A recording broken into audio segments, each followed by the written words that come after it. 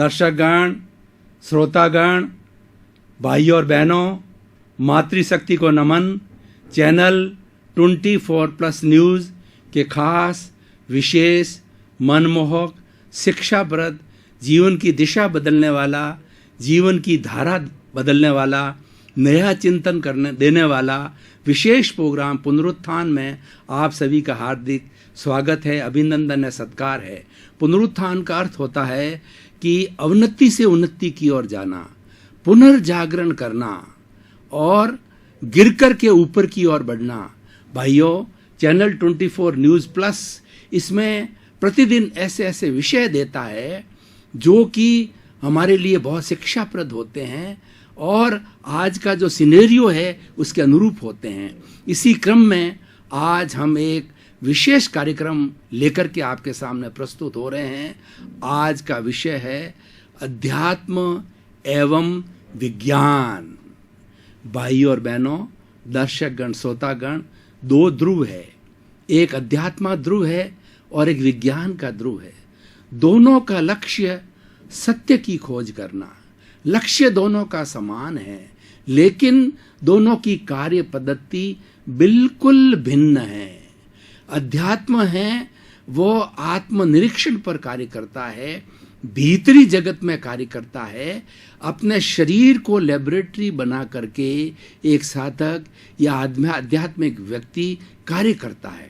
लेकिन जो विज्ञान है, जो भौतिक वस्तुओं पर कार्य करता है, वह पुद्गल पर कार्य करता है, जड़ पर कार्य करता है, अणु परमाणु पर कार्य करता है और सच्चाई को प्राप्त करता है, और वो बाहर की लेबोरेटरी पर कार्य करता है। तो हम इस तरीके से कह सकते हैं कि एक तो भीतर के सत्य को देखता है और एक बाहर के सत्य को देखता है, और वैसे देखा जाए तो दोनों आवश्यक है। इसीलिए हम अध्यात्म और विज्ञान को एक दूसरे का पूरक कहेंगे। एक सिक्के के दो पहलू हैं। कोई भी सिक्का है उसको काटते जाइए, ऐसा कभी नहीं होगा कि उसका एक ही सरफेस मिले। That is why it is told that every coin contains two faces and any time there will be two faces. There is no coin in the world which has got the single face, that is head और tail will be always available।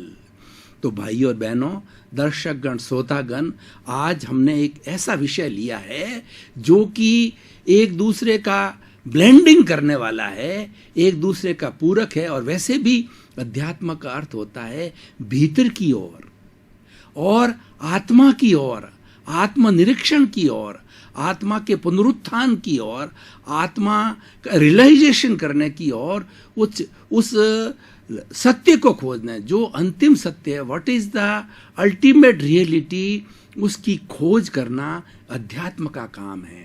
और विज्ञान इस सृष्टि के अंदर क्या हो रहा है, ये पंचभूतात्मक जो सृष्टि है, पृथ्वी, जल, अग्नि, वायु और आकाश, 5 बेसिक एलिमेंट से जो है ये पूरी सृष्टि बनी हुई है और सब कुछ इस सृष्टि में समाया हुआ है। इस सृष्टि के बाहर कुछ भी नहीं है। जितने भी जड़ पदार्थ है, पुद्गल है, मैटर है, वो सारे इस सृष्टि के अंदर मौजूद है, जिनको हम जड़ तत्व कहते हैं। और जो अध्यात्म का काम है वो चेतन तत्व है। इसीलिए हम कह सकते हैं ये सृष्टि 2 तत्वों से, पंचभूतों की बात अलग है, लेकिन 2 तत्वों से बनी हुई है, जड़ और चेतन। इन दोनों की सच्चाई को प्राप्त करना, सच्चाई तक पहुंचना, ये जो है वो अध्यात्म और विज्ञान का काम है। और विज्ञान के लिए कहा जाता है कि to know the systematic knowledge of anything is known as the science. Science व्यवस्थित ज्ञान को प्राप्त करने का एक माध्यम है, एक पद्धति है कि किसी भी एक विषय को लिया, किसी भी एक वस्तु को लिया, उस वस्तु के बारे में सांगो पांग उसकी प्रॉपर्टी, उसके लक्षण, उसके गुण का पता करना सब विज्ञान का काम है। और इसी विज्ञान के कार्यों की वजह से आज हम ग्लोबलाइजेशन, प्राइवेटाइजेशन और लिबरलाइजेशन के युग के अंदर पहुंचे हैं। ये हमारा विज्ञान 100-200 वर्षों पुराना है, ज़्यादा पुराना नहीं है। लेकिन अध्यात्म तो आज से हजारों साल पूर्व था। और उस अध्यात्म के अंदर जो आज विज्ञान चीजें खोज कर रहा है, वो पहले से ही हमारे ऋषियों ने, मुनियों ने, अध्यात्म वेताओं ने पहले ही खोज कर ली थी। हमारे धर्म ग्रंथों में सोना बनाने की विधि है। हमारे धर्म ग्रंथों के अंदर ऐसे ऐसे ऋषि हुए हैं जो किसी तरह की औषधि को अपने पैर के ऊपर लगा करके और वायुयान की तरह पूरे आकाश के अंदर भ्रमण करते थे। और ऐसे ऋषि का नाम भी मैं आपको बताना चाहूँगा, पाद लिप्त ऋषि, यानी अपने पैरों के ऊपर जो है दवाई को लिप्त करके और पूरे संसार में भ्रमण किया करते थे। पुष्पक विमान पहले मंत्रों से चलती थी ये सारी चीजें, पर पहले भी मौजूद थी। यानी जो कुछ भी आज नया आया है वह विज्ञान की खोज है, लेकिन ये पहले से ही था, पहले से ये मौजूद था, ये शाश्वत चीजें थी। और अब ज्यों ज्यों विज्ञान ने तरक्की की है, नए नए आविष्कार हुए हैं, नई नई खोजें हुई है, तब हमारे सामने कई चीजें आई है, जैसे बिजली के बारे में, प्रकाश के बारे के अंदर, गति के बारे में, टीवी के बारे में, कंप्यूटर के बारे में, मोबाइल के बारे में।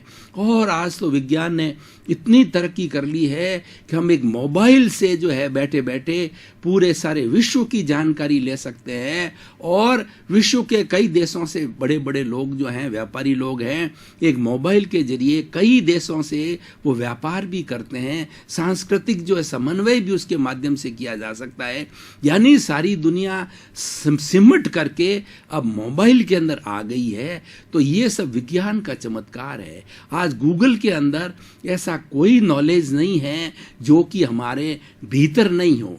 पर भाई और बहनों, दर्शकगण, श्रोतागण, आपको ये बताना चाहते हैं कि ये सारा जो नॉलेज आया है ये कहाँ से आया। जो विज्ञान भी है तो वो कार्य करने वाला वैज्ञानिक है, वह भी चेतन तत्व है, वह भी आत्मा है, लेकिन काम वो लेबोरेटरी में करता है। यानी चेतना न हो तो विज्ञान का काम भी कौन करेगा। यानी चेतना प्रमुख है, भीतर प्रमुख है, भीतर का जगत प्रमुख है।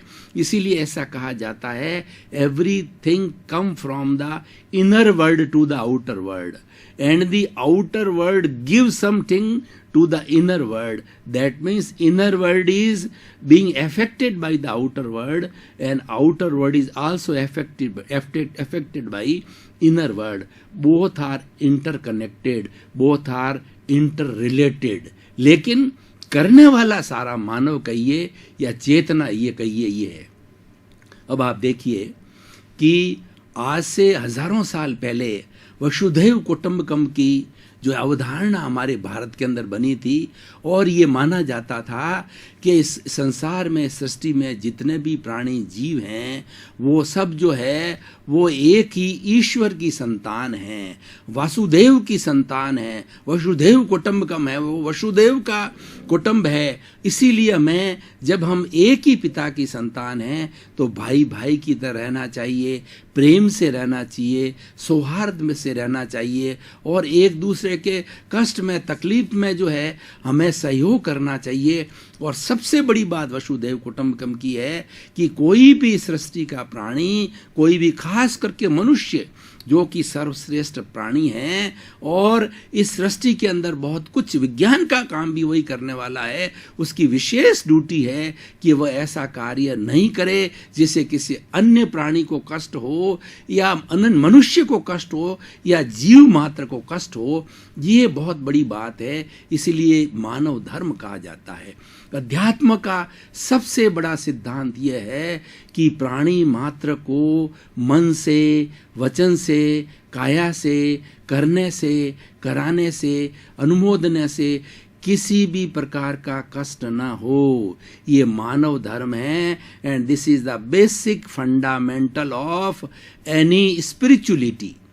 Spirituality means to go inside, to find out the real truth from the inner world, and that truth is being expressed in the outer world, जो कि विज्ञान भी खोज करके आउटर वर्ल्ड से लाता है। अब भाई और बहनों, दर्शकगण, श्रोतागण, अब हम इन दोनों चीजों को अगर थोड़ा आपस में मिला करके देखें तो क्या नतीजा आएगा, उससे क्या फलित होने वाला है।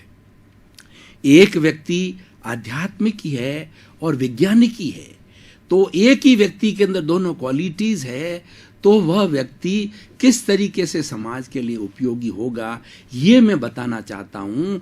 और ये एक ब्लेंडिंग प्रोसेस है, और ये आपस में एक संतुलन की अवस्था है।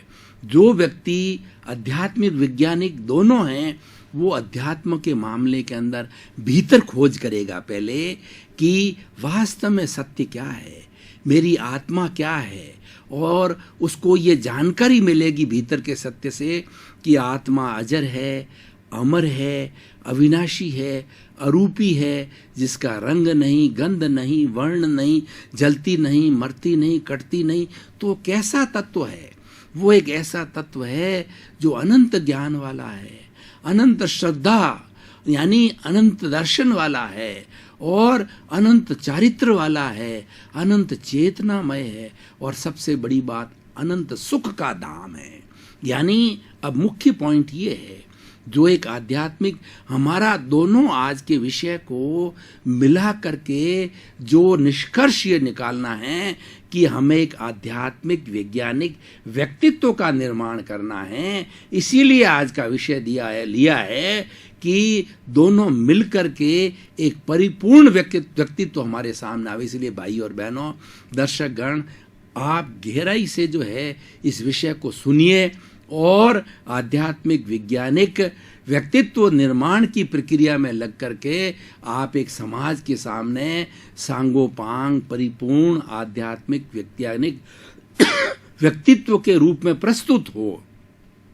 जब उसने भीतर का सत्य जान लिया, और वह भीतर के सत्य को आध्यात्मिक व्यक्ति जानता है कि इस संसार की समस्त आत्माएं वे एक समतुलावत है, यानी सभी आत्माएं समान हैं।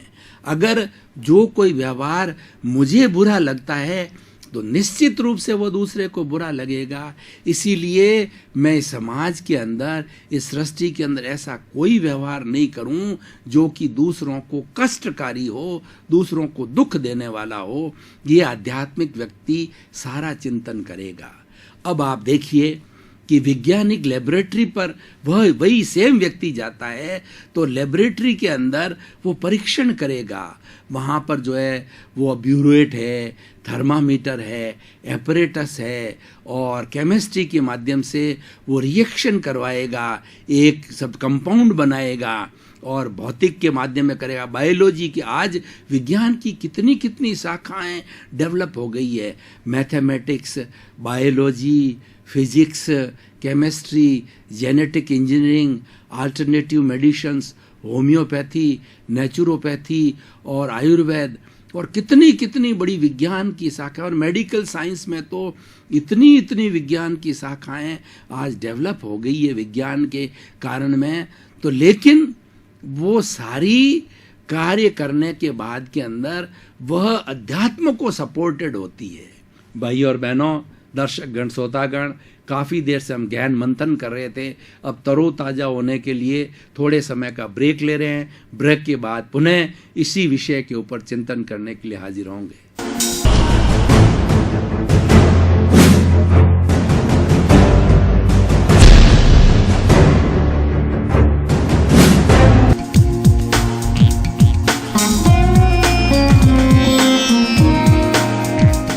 दर्शकगण, श्रोतागण, आपने थोड़े समय का ब्रेक लिया और आप तरोताज़ा हुए, और तरोताजगी से पुनः जो हमारा गहन चिंतन अध्यात्म विज्ञान है, इसके पर पुनः हम सत्संग चर्चा चालू करते हैं।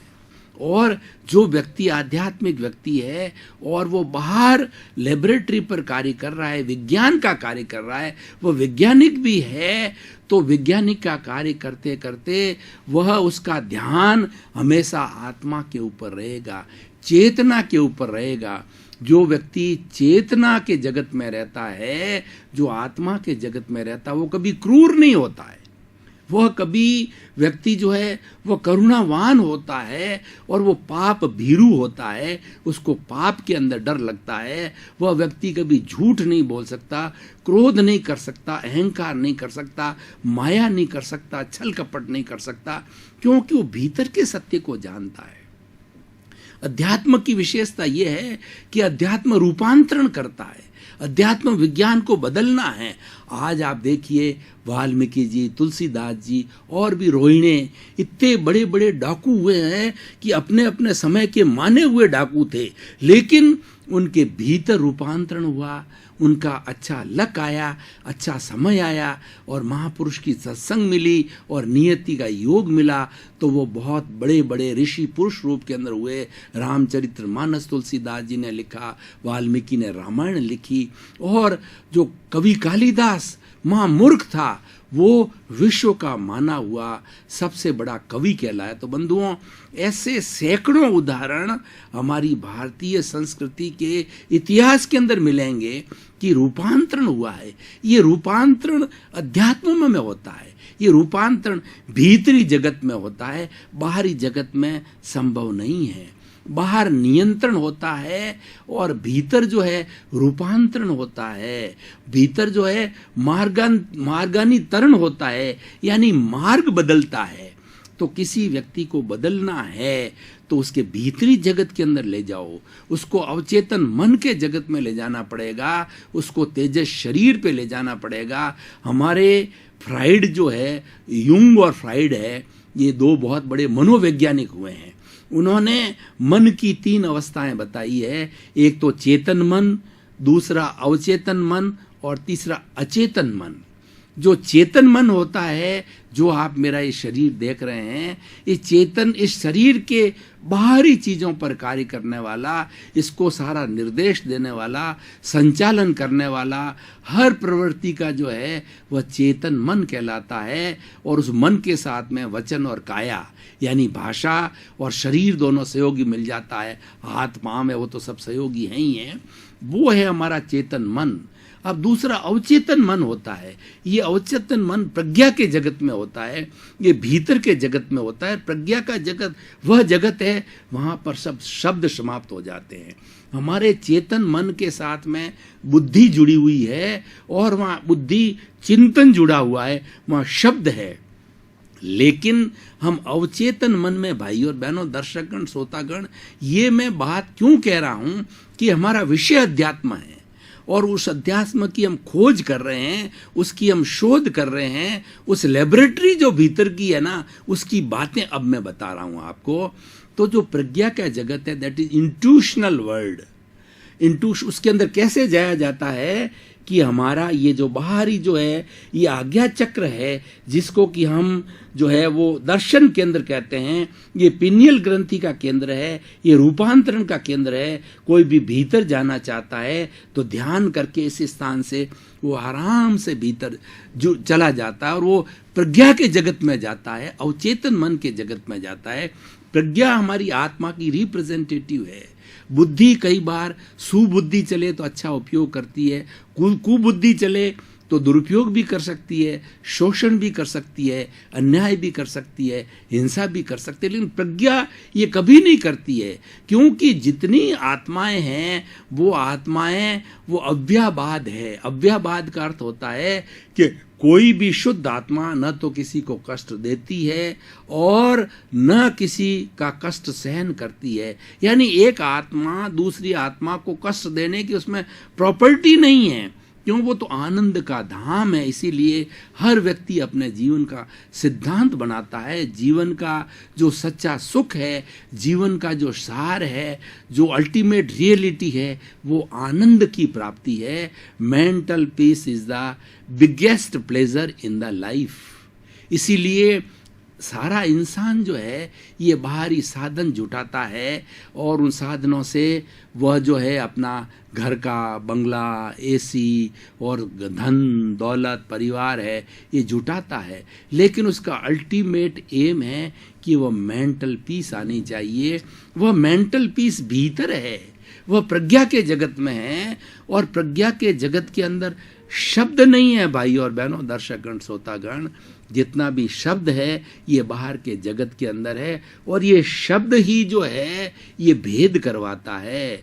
लेकिन जो प्रज्ञा के जगत में चला गया वहाँ सारे वाइब्रेशंस हैं। आज ये बाहर के जो वैज्ञानिक, जो विज्ञान का पक्ष है, विज्ञान क्या मानता है कि पूरी सृष्टि जो है वाइब्रेशन से बनी हुई है। एक परिंदा भी जब पर मारता है तो पूरी सृष्टि उन वाइब्रेशन से प्रभावित होती है और मेडिकल साइंस इन्वॉल्व होती है। यहाँ पर अब हमारा बाहर का जगत चालू होता है तो वो अलग अलग तरह के जो हार्मोन्स होते हैं, हमारे यहाँ एंडोक्राइन ग्लैंड्स होती है, वो नर्व सिस्टम, शरीर का बॉडी का जितना नर्व सिस्टम है उसके साथ में एंडोक्राइन ग्लैंड्स जुड़ी हुई है और उस ग्लैंड से जो है वो लिक्विड जो हमारे भीतर जिस लेशियाओं का रूपांतरण है एंडोक्राइन ग्लैंड से जो है हमारे नर्व सिस्टम में आता है और ब्लड में मिक्स होकर के वो भीतर हमारा पाप का उदय, अगर मान लो हिंसा के भाव है, हत्या के भाव है, क्रूरता के भाव है या चोरी के भाव है, असत्य के भाव है, अब्रह्मचर्य के भाव है, तो वो हमारे ब्लड के अंदर आ जाते हैं, हमारे चित्त के अंदर। यहाँ जो ये लिम्बिक सिस्टम होता है उस सारे सिस्टम के अंदर वो आकर के और वह व्यक्ति जो हाथ से पाँव के वो विचार में रूपांतरण हो जाता है, वो हमारे थॉट्स बन जाते हैं। इसीलिए जो भीतर था वो हमारा भाव पक्ष था, भाव पक्ष का रूपांतरण बाहर विचारों में होता है। चेतन मन जो मैंने बताया उसके अंदर रूपांतरण होता है और चेतन मन के अंदर रूपांतरण होकर के वह व्यक्ति वैसा कार्य करने लग जाता है, वैसा व्यक्तित्व बन जाता है। अब देखिए, सब कुछ भीतर से आया, जिसको हम भाव कहते हैं, वो भीतर से अशुभ भाव आए तो अशुभ विचार बने, अशुभ विचार होने से उसका व्यवहार अशुभ हुआ और अशुभ व्यवहार होने से अशुभ व्यक्तित्व हो गया। लोग कहेंगे ये चोर है, ये व्यभिचारी है, ये पापी है, ये दुराचारी है, ये हिंसा करने वाला। आज भाई और बहनों, दर्शकगण, श्रोतागण, थोड़ा वर्तमान के सिनेरियो की तरफ ध्यान दें। आज आतंकवाद, आज हिंसा, आज अपनी बहन बेटियों का रेप का मामला और सरेआम अभी जोधपुर के अंदर क्या हो रहा है, इतनी हमारी कानून की व्यवस्था गड़बड़ा गई है कि कुछ असामाजिक तत्व सरेआम बेचारे निर्दोष व्यक्तियों को जो है फरोती मांग करके और उनको चाकू दिखा करके और वो पैसा न देने पर उनका कत्लेआम कर रहे हैं। ऐसी अभी सनसनीखेज जोधपुर हमारे शहर में, जिसकी अपनायत फेमस है, जोधपुर ऐसा शहर है जिसमें भाई भाई की तरह रहते हैं, 36 गौम प्रेम से रहती है, एक दूसरे का दुख दर्द बांटती है और किसी को कोई कष्ट होता है तो कष्ट के अंदर वो हाजिर होती है। भाई और बहनों, ये हमारा वर्तमान का यहाँ का सिनेरियो है। अब ये बदल रहा है क्योंकि हमारा जो भाव पक्ष है वो खराब हो रहा है। अब हम थोड़ा सा दूसरी बात करें, समय की अल्पता को देख करके हम ये कहना चाहेंगे कि ये अभी दोनों को ब्लेंडिंग कैसे करें। हम अध्यात्म और विज्ञान को ब्लेंडिंग करने के लिए ये हम कहना चाहेंगे कि जो आज बाहर खोज हो रही है वह खोज भीतर को सपोर्ट करने वाली है। इसीलिए हम एक आध्यात्मिक वैज्ञानिक व्यक्तित्व का निर्माण करें। अब मैं निष्कर्ष के अंदर भाई और बहनों, दर्शकगण, थोड़ा आपको दोनों को ब्लेंडिंग करके अध्यात्म विज्ञान व्यक्तित्व निर्माण की ओर बात करूंगा कि व्यक्तित्व का वह व्यक्ति होता है जिसके अंदर अच्छे गुण आ जाते हैं, जो व्यक्ति भीतर की रियलिटी को भी जान लेता है और बाहर की रियलिटी को भी जान लेता है, यानी उसके पास के अंदर what is the real truth वो आ जाता है। और जब व्यक्ति में रियल ट्रुथ आ जाता है, एक ही व्यक्ति के अंदर आध्यात्मिक वैज्ञानिक व्यक्तित्व के दोनों चीजें आ जाती है, उसका व्यक्तित्व सांगोपांग, परफेक्ट, पूर्ण और जगत कल्याणकारी होगा। इसीलिए वैज्ञानिक आध्यात्मिक व्यक्तित्व वह व्यक्तित्व होगा जो दूसरों का शोषण नहीं करेगा, दूसरों को अन्याय नहीं करेगा, वो प्रेम से रहेगा, भाईचारे से रहेगा और एक अच्छा व्यक्तित्व होने के कारण इसीलिए कहा भी गया है, सुधरे व्यक्ति समाज व्यक्ति से राष्ट्र स्वयं बदलेगा। यानी हमें व्यक्तित्व, हमें व्यक्ति को इकाई मान करके उसको बदलना है। उसको बदलने के लिए अध्यात्म और विज्ञान की ब्लेंडिंग करके हमें आध्यात्मिक वैज्ञानिक व्यक्तित्व का निर्माण करना है और वह व्यक्तित्व समाज में अच्छाई फैलाएगा। जब एक व्यक्ति 100 लोगों को अच्छाई के लिए ट्रेंड करेगा, अच्छी बातें बताएगा, तो 100 से 1000 होंगे, 1000 से लाख होंगे, लाख से करोड़ होंगे और धीरे धीरे हमारी ये 7 अरब की जो जनसंख्या है, वह जनसंख्या जो हमारे मूल्य हैं, हमारे सांस्कृतिक मूल्य हैं, हमारे धार्मिक मूल्य हैं, हमारे आध्यात्मिक मूल्य हैं, हमारे सामाजिक मूल्य हैं, हमारे राजनीतिक मूल्य हैं, उन मूल्यों की वो रक्षा करेगा। आध्यात्मिक वैज्ञानिक व्यक्तित्व तो मूल्यों की रक्षा करेगा, वो मूल्यों को कभी भी गिरने नहीं देगा। और जिस स्थान पर मूल्य, दर्शकगण, श्रोतागण, भाइयों और बहनों, मातृशक्ति, आपका बहुत बहुत धन्यवाद, आपको साधुवाद। आज एक ऐसे विषय के ऊपर आपने निर्णय लिया, आपने अपनी जागृति पैदा की कि हमें एक आध्यात्मिक वैज्ञानिक व्यक्तित्व का निर्माण कर जगत कल्याण करना है, स्वयं सुख की प्राप्ति करना है और दूसरों को सुख देने में भागी बनना है। अतः जगत कल्याण हो, आप सभी को सुख मिले। सर्वे भवन्तु सुखिनः, सर्वे भवन्तु निरामया, सभी आनंदमय हो, सभी सुखमय हो और सभी का कल्याण हो, सभी को मोक्ष मिले। आप सभी के प्रति मंगल भावना, शुभकामनाएं। के प्रायोजक हैं